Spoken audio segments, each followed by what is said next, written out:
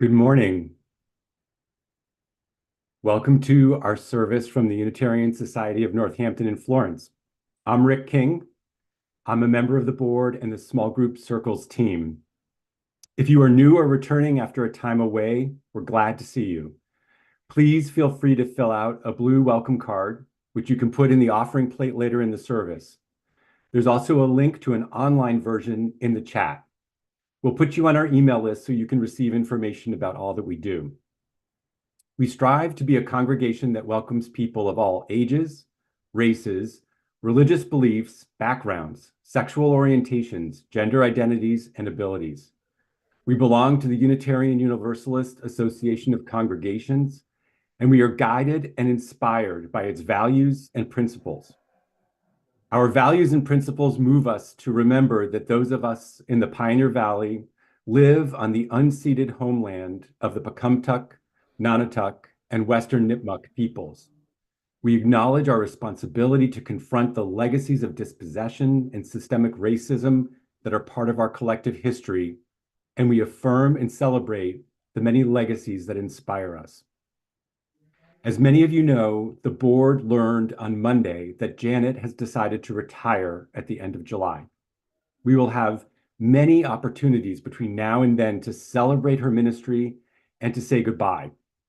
Janet invited board members to participate in this morning's service to give those who don't know us a chance to match names to faces. Please feel free to reach out to any member of the board if you have questions or concerns as we move forward. We're here to celebrate, to reflect, and to support one another. It's good to be together. And now we'll begin our service.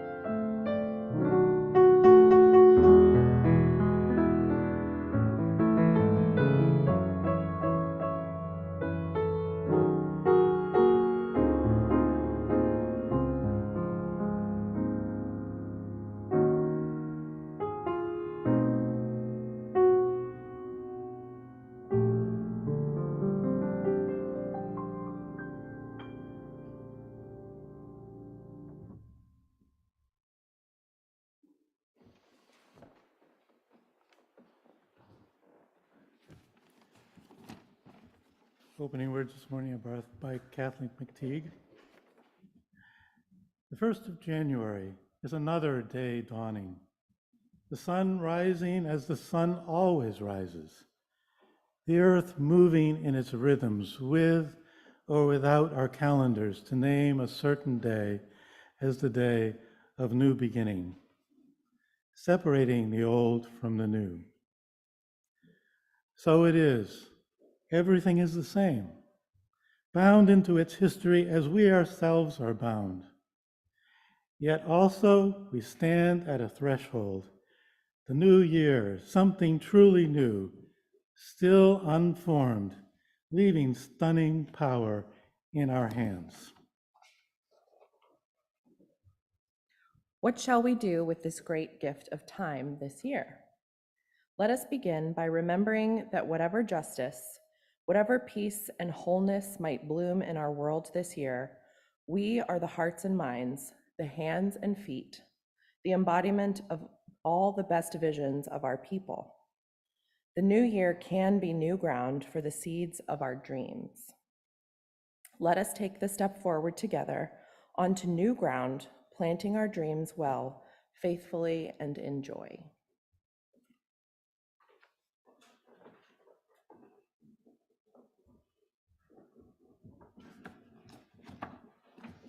And now for the chalice lighting. Every one of us can bring blessings. Every one of us can bring light. Every one of us can bring love.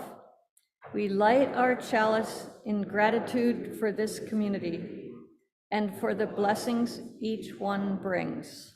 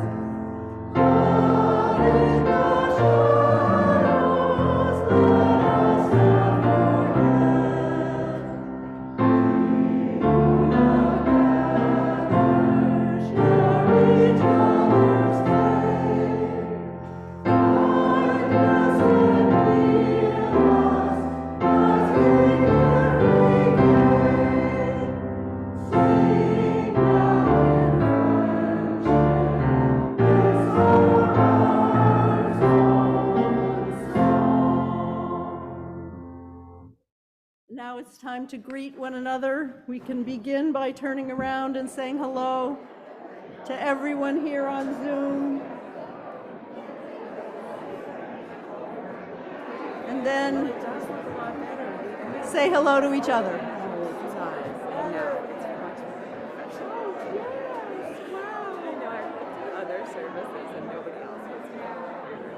Hello, people on Zoom. I'm getting to see you. There you are. Oh, it's great to see you all. Hi, Kathy, this morning. Hi, Sarah, Rick, Catherine, Katie. Hi, good to see you. Hi, Margaret. Hey, Naomi, Austin, Evelyn, and Gil. Great to see you. Hello, my friend Chris. Hello, Andy. Gooding family. Nice to see you. Jan Ruby Crystal, hello. Jane, I was just thinking of you. I hope you're doing better. Hi, Jan. Hi, Karen. Eric, good to see you. Hi, Sally. Who else is there? Anne, Kim, Mary Beth, Andrea, Jai and Elizabeth, great to see you. Oh my goodness. Who else is here? David, too cold to come out this morning. Hi, Sally. Hi, Paul and Laura. Laurel. Hi, Steph. Steve and Teresa. Flora, hope to see you soon. Gail and John. Hi, Mary. Who else is here? A Plus Computer, hello. Hi, Catherine. Claire, Casey, the Libby Lanoy family, glad you're here. Hi, Alice, Allison. Gregory, good to see you. George Friday, Peggy Mish, oh my goodness, so many people this morning. Wow, it's great to see you all. Charlie Peck, great to see you. Wendla, Jane, Nikki, Nomi. Thank you all for being with us this morning. It's great to have you here.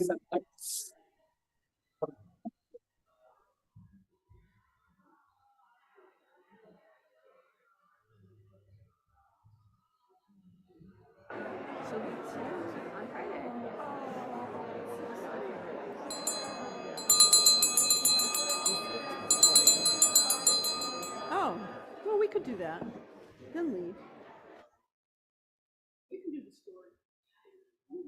Good morning. We've done a little switcheroo, and the story is happening now. If you'd like to come closer to see the live pictures, they'll also be projected on the screen as well. I welcome anyone to come sit in the front pews, or can even sit on the carpeted riser down there. Our story this morning is The Snowy Day by Ezra Jack Keats. I wonder if anybody knows Jack from Ezra Jack Keats's stories. Peter, not Jack. So he's a beloved character by many, and this is a story of an adventure on a snowy day, which I think many of us maybe have experienced recently. One winter morning, Peter woke up and looked out the window. Snow had fallen during the night. It covered everything as far as he could see. After breakfast, he put on his snowsuit and ran outside. The snow was piled up very high along the street to make a path for walking. When you're lucky, there's a path for walking. Crunch, crunch, crunch. His feet sank into the snow. He walked with his toes pointing out like this. He walked with his toes pointing in like this. Give me a thumbs up if you've ever done that in the snow. I haven't done it in a long time. I'm going to do it next time it actually snows. Then he dragged his feet slowly to make tracks, and he found something sticking out of the snow that made a new track. And I don't know if you can see, so there's 3 tracks now. Anyone want to guess what it is? Let's see. It was a stick that was just right for smacking a snow-covered tree. I wonder if anybody's done that recently. Very rewarding. Down fell the snow, plop, on top of Peter's head.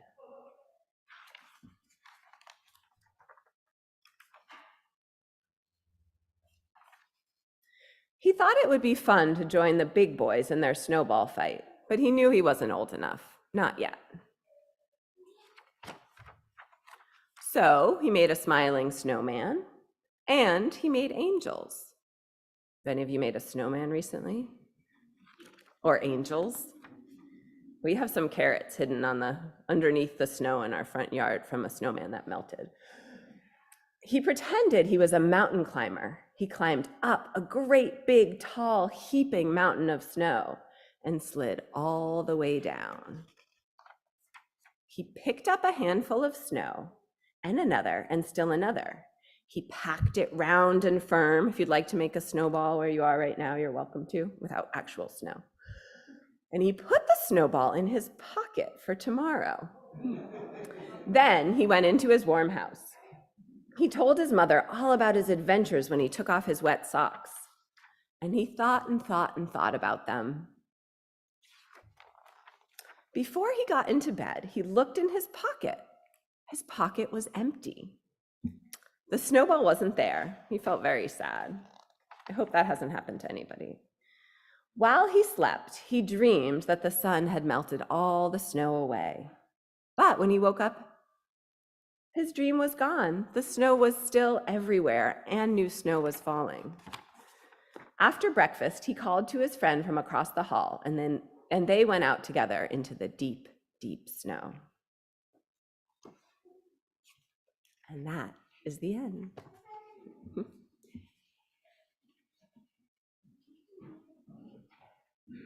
All right, that's one of my favorite all-time stories. And now it's time for everyone who is going to religious education to leave us, and we will sing you out. Go now in peace, go now in peace. May the Lord of surround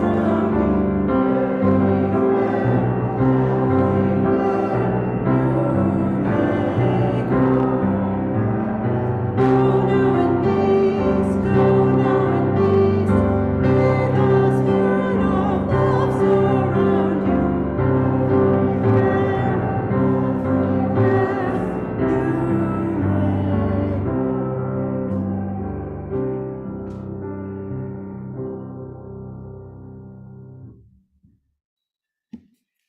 So every week we take an offering, and this is just a reminder, another reminder that we share the proceeds of our offering 50% with organizations outside of the church community, and those organizations get chosen by members of the congregation. So if you have an idea for an organization that's consistent with our values and some of the work that we're doing, and you think it would be good for us to support it, you can email council@uunorthampton.org, and the council meeting on February 4th, the first Monday in February, the council will vote on the organizations for us to support for the second half of the calendar year, of the society's year.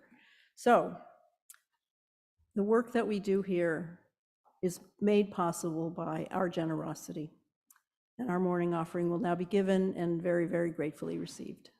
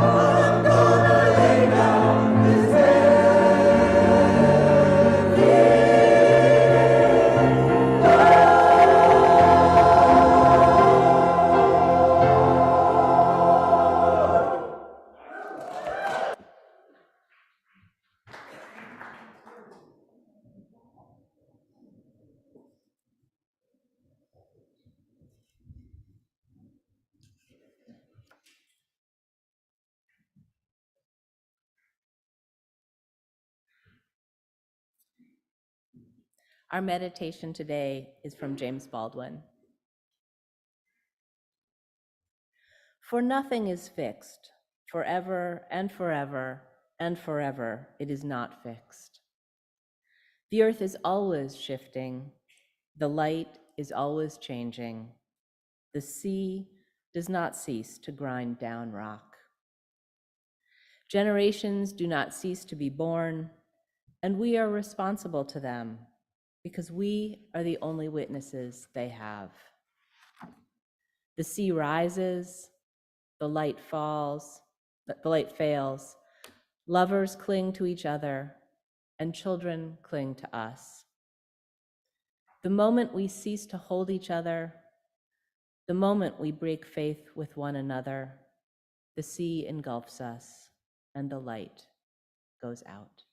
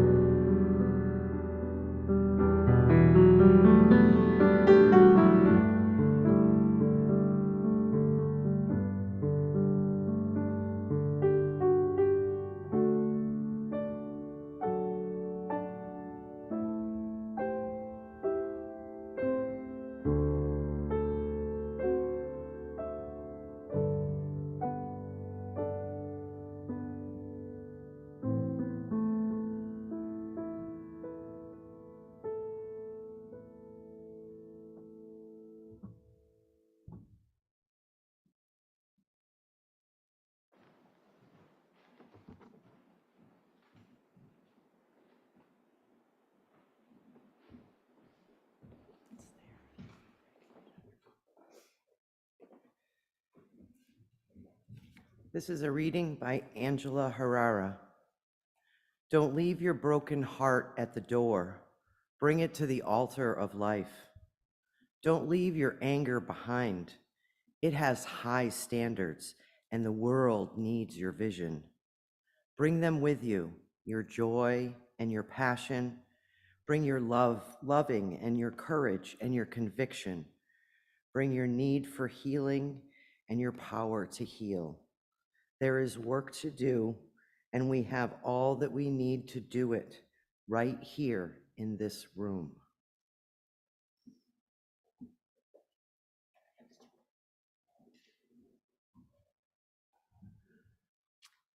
Now I invite you to rise in body or spirit and join in singing hymn number 317, We Are Not Our Own.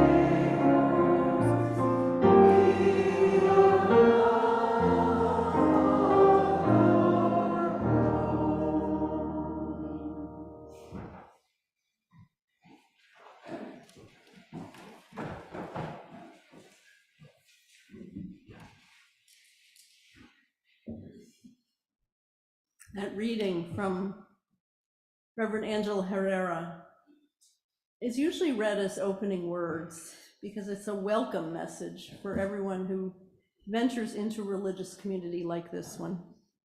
And it's also a beautiful statement of faith.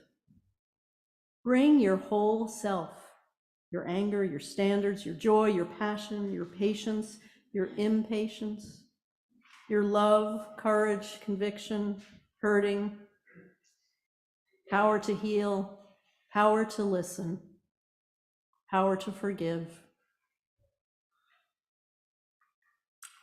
There is work to do, and we have all that we need to do it right here in this room. I don't think I can do this, but I will. And that is what you have taught me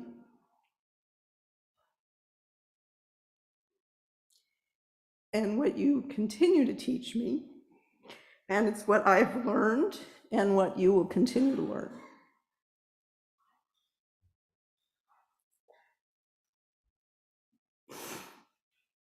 So people have been congratulating me all week. Stop it.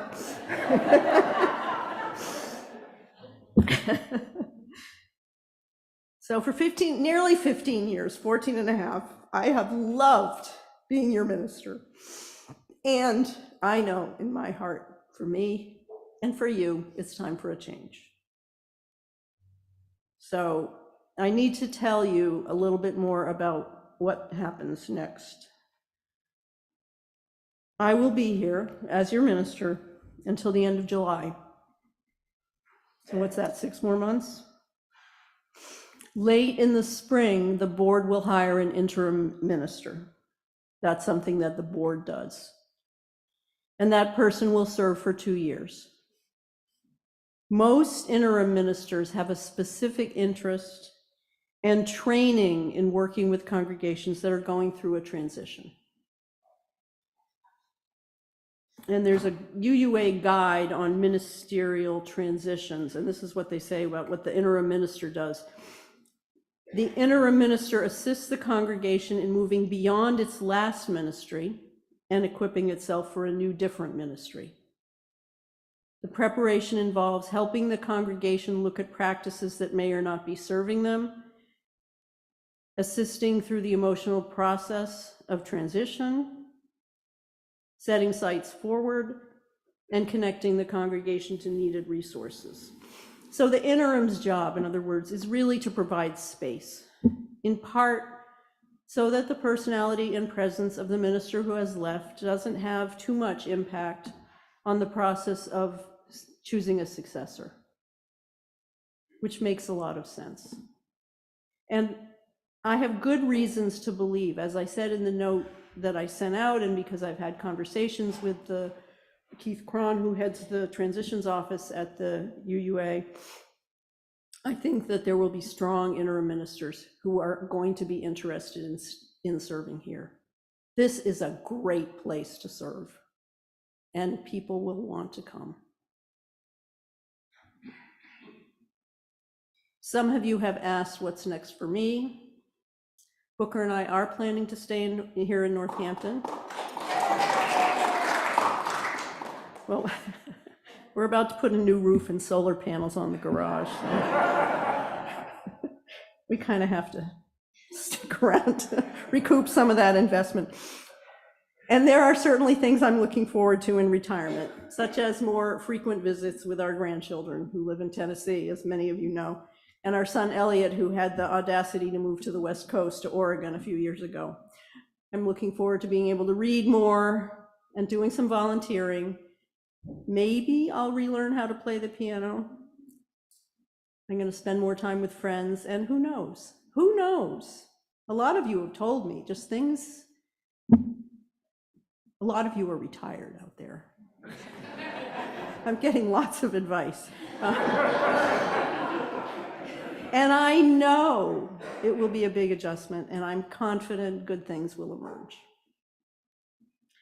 some of those things. I plan to stay connected with the UU Ministers Association. I'm doing some work with them now, assisting colleagues who are in contract negotiations, actually. That's part of a ministry that they have that I've been helping with. I have also been invited to join the Finance Committee and the board of the Unitarian Universalist Service Committee, which will offer me a wonderful opportunity to broaden my global vision and to serve Unitarian Universalism in a different way. That will begin, actually, I've been to a meeting of the Finance Committee, and there's another one in February, but the board work will begin this April with a visit to Poland, which UUSC, once a year, UUSC board members get to meet leaders of programs in the areas that UUSC supports. And this one, one of the programs that they work with they work on in Warsaw is with lesbian, gay, and trans Ukrainian refugees. So they do work, the UU Service Committee finds organizations and does work that other people skip over and ignore. And I'm really excited about learning more about them and being part of that for a few years. We're also going to visit places near Krakow where 16th century Unitarians, so that was right after Martin Luther and all the Protestant kerfuffle, those Unitarians were referred to as the Polish Brethren. And they were around the same time that the Unitarians in Transylvania. They were sort of the same group and influenced by some of the same people, but they were around the area of Krakow, and they actually had a really important printing press that was instrumental in spreading Unitarian ideas to the extent that they were allowed to be spread with all of the opposition from both Protestant and Catholic churches. So we'll learn a little bit about more of that, and then we'll also visit Auschwitz. So I expect I will have stories and reflections to share with you about all that when I get back. Now, some of you have asked me, just a few of you, if I can still be involved, a part of the congregation once I retire. The answer in the short term, with some limited exceptions, is no. The answer in the longer term is probably yes. So some of you were here when Victoria Safford or Aaron Splain left, and you may remember hearing about guidelines that ministers are expected to follow once they leave a congregation. Somebody who is here recently referred to them as those cruel UUA rules. You know who you are. But I need to clarify that and maybe try to change your minds a little bit. They're actually not UUA rules. They're actually guidelines that are considered best practices in many religious traditions. And for UU ministers, they're actually spelled out as part of a longer covenantal agreement in which ministers, as members of our professional association, participate. So they're actually part of the covenant that ministers make with one another as members of the professional association. So the rules come from the ministers themselves, not directly from the UUA, although obviously they talk to one another. And the guidelines are really intended to serve the best interest of UU ministry as a whole and the best interests of congregations. And every minister who is fellowshipped knows and is expected to be part of that covenant. So here's part of what they say. This is again from the ministerial guidelines, not the UUA transitions information that some of the board members have been reading. In general, the future well-being of a congregation is best served by the fully effective departure from leadership of any minister whose service to it has ended. The future well-being of the congregation is best served by the minister staying away for a while. And they say, it says again, departing ministers need to exercise particular care to minimize their influence and presence within the congregation and their interactions with members, staff, and clients during times of transition. That will be, next year and the year after. So, because leaving well is important. It's important to you and it's important to me. And that means for both of us that we have to let go. So this is actually the rule. The departing minister needs to refrain from intentional contact and from offering ministerial contact with people from the congregation. The departing minister who is staying in town, and because I'm retiring from parish ministry, I am staying in town. We like living here. We got to pay off those solar panels. The departing minister who's staying in town, that's me, doesn't attend services, doesn't preside over memorial services, doesn't keep in touch via email or text. We can say hello in the grocery store, although many of you know when you run into somebody in the grocery store, it's not me. But one never knows. One never knows. That's right, Nancy. We can also say hello to each other when we're walking in Look Park or at a restaurant or at the Amherst Cinema or wherever else, concerts, wherever else we happen to run into each other. It's not a very big town, even if you count East Hampton and Amherst and Hadley and West Hampton and all those other wonderful places. So that part feels hard, and it will be hard. It's hard. But it is in the best interest of the congregation. And that is something I care about very, very deeply. The guidelines also say that the interim minister and I have a responsibility to talk after that person starts and come to some kind of agreement about the extent to which I might participate in limited ways. That could include, for example, I hope it does, include my attending the 200th anniversary celebration, for example, which is 2025. And that agreement gets documented in a letter that we sign, and that gets shared with the congregation. It's not a secret. It's public what our agreement is.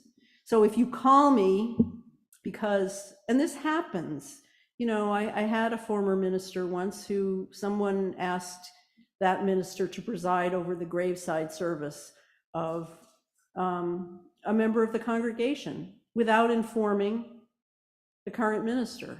And that was very hurtful and confusing for that minister, the successor, and for the congregation. Well, how come he does it for so-and-so but not? So it doesn't work. It just doesn't work. It makes sense to me that the departed minister's presence in the mix can't help a transition go more easily. Because after I leave, my role and my responsibilities belong to someone new, and that someone will deserve and will get, I know, your respect and goodwill as they establish trust and assume their role. And I will need to let go. Maybe some of you will want to bring back some old cherished tradition that I have steadfastly resisted for 15 years. Or fewer. Some things I've changed more recently. I don't want to know.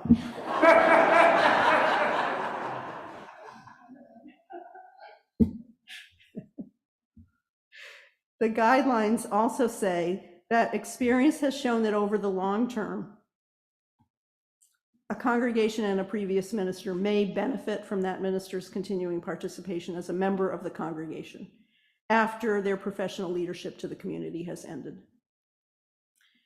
And it says predecessor and subsequent colleagues should adopt, again, covenants expressed in a letter of understanding, a public letter of understanding, defining the nature and limits of the participation, and remembering that the new ministry is what is of primary importance. The new ministry is what really matters. But I've seen it work, where the It's usually an emeritus minister, where it can work.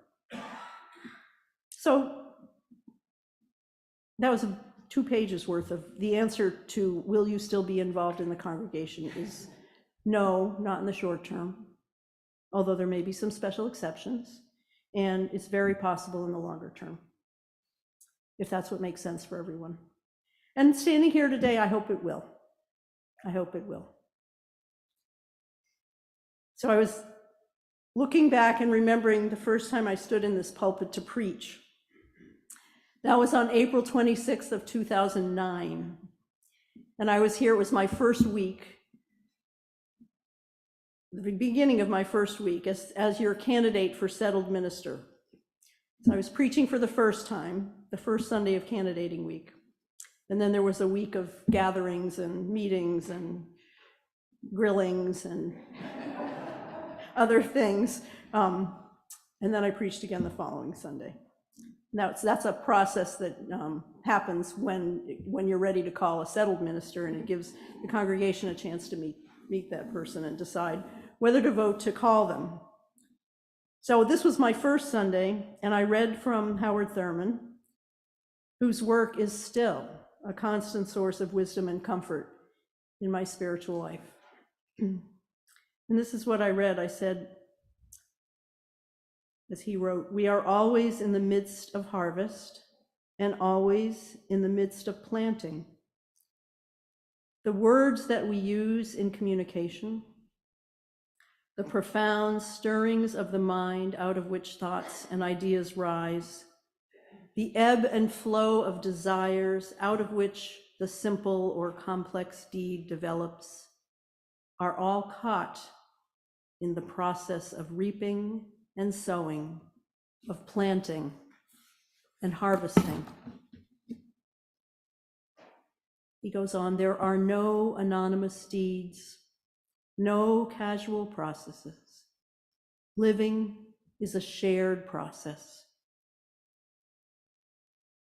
Even as I am conscious of things growing in me, planted by others, which are always ripening, so others are conscious of things growing in them, planted by me, which are always ripening."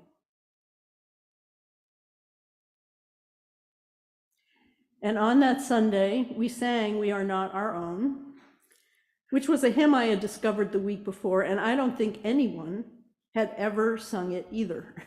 Not anyone here. I never had. I don't know what possessed me. That was a really gutsy thing to do. But I still love that hymn. And the second reading was from Robert Frost's Mending Wall. "Something there is that doesn't love a wall and wants it down."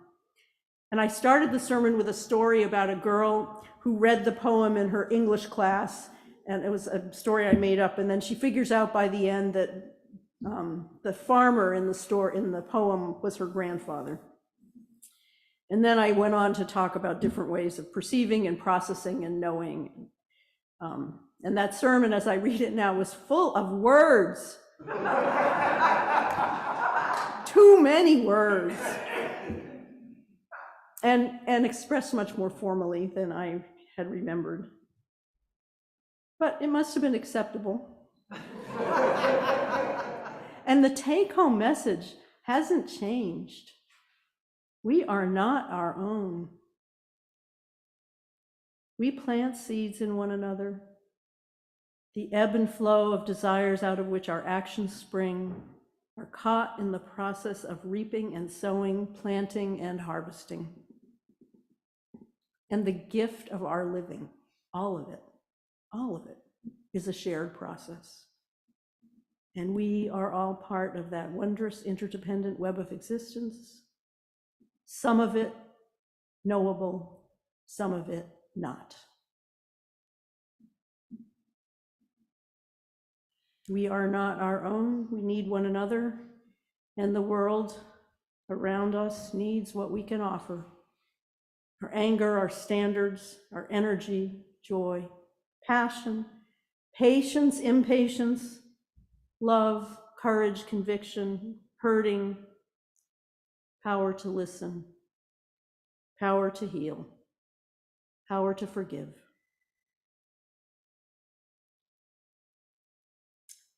And until the end of July and then beyond, when I no longer stand in this pulpit, there is good work to do, and you have all you need to do it right here.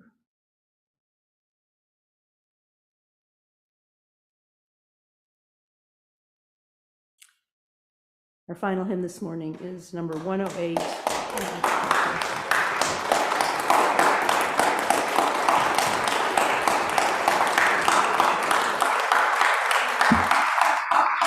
I'm going to have to do this again, so. But you can remain standing and sing hymn number 108, My Life Flows On.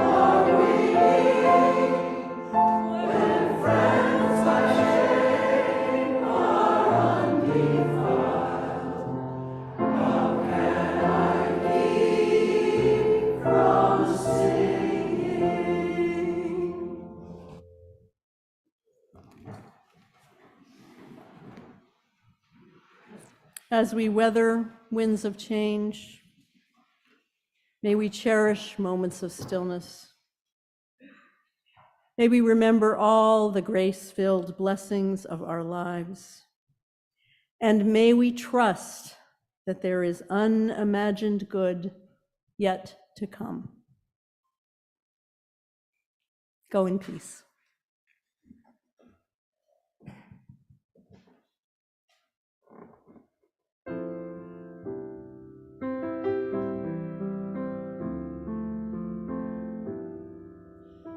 The more I read the papers, the less I comprehend. The world, it's all its capers, and where it all will end. Nothing seems to be lasting, but that isn't our affair. We've got something permanent I mean in the way we care. It's very clear our love is here to stay, not for a year, but ever and a day. The radio and the telephone and the movies that we know may just be passing fancies, and in time may go. But oh my dear,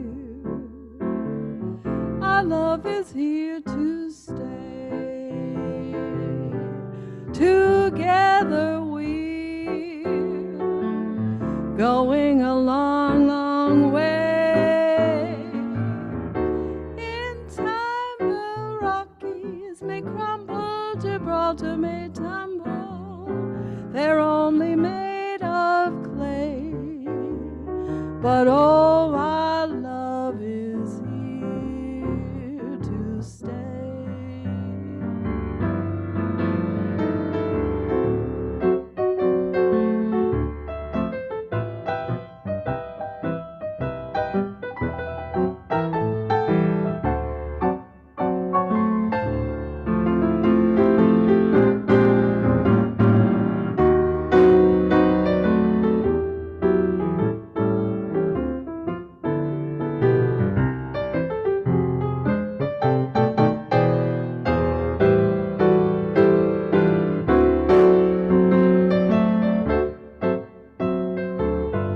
But oh my dear, our love is here to stay. Together we're going a long, long way. In time the Rockies may crumble, Gibraltar may tumble, they're only made of clay. But